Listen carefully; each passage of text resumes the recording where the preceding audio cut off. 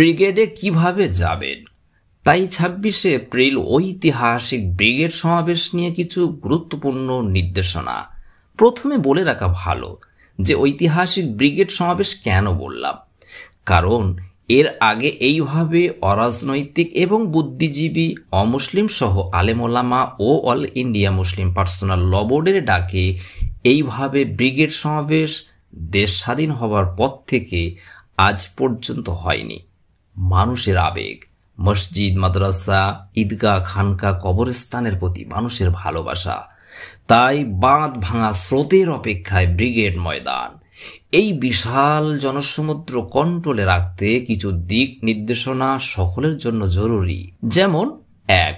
গাড়িতে একটি বা দুটি জাতীয় পতাকা লাগান, কোনো সংগঠনের পতাকা আনবেন না। 2. পথে আসার সময় গাড়িতে কোনো মাইক বাঁধবেন না, কোনো স্লোগান দেবেন না। 3. গাড়ির সামনে বা পিছনে ব্রিগেড সমাবেশের জন্য তৈরি ছোট্ট একটি ব্যানার, পোস্টার লাগিয়ে নেবেন। পোস্টার বা ব্যানারে গ্রাম বা পাড়ার নাম লেখা থাকলে সভা শেষে খুঁজে পেতে সুবিধা হবে। 4.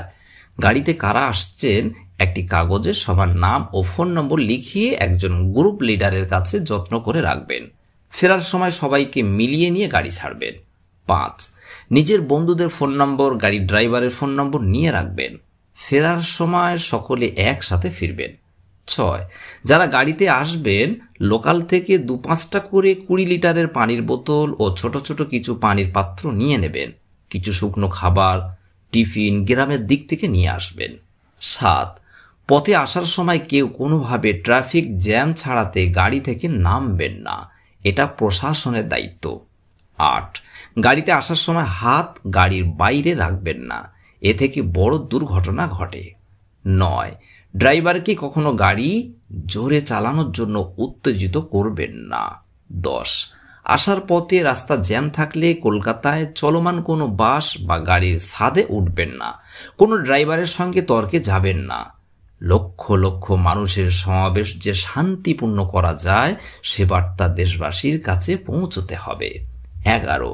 রাস্তায়, বিল্ডিংয়ের, গাড়িতে টাঙানো থাকা কোনো পতাকা, ফেস্টুন খুলতে যাবেন না, হাত লাগাবেন না।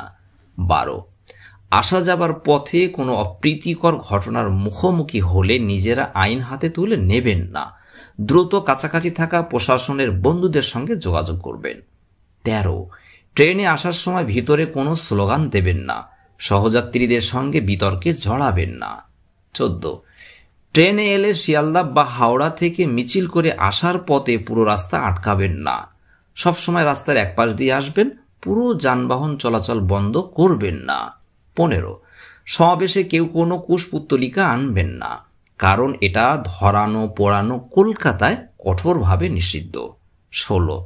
সমাবেশে পৌঁছে মাইকের ঘোষণার প্রতি সব সময় সজাগ দৃষ্টি রাখবেন।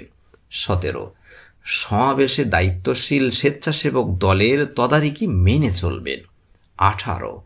দেশের সংবিধান মেনে গণতান্ত্রিক পদ্ধতিতে শান্তিপূর্ণ উপায়ে সমাবেশ করব আমরা, কারণ শান্তিপূর্ণ আন্দোলন অনেক দূর এগিয়ে নিয়ে যাওয়া যায়। 19.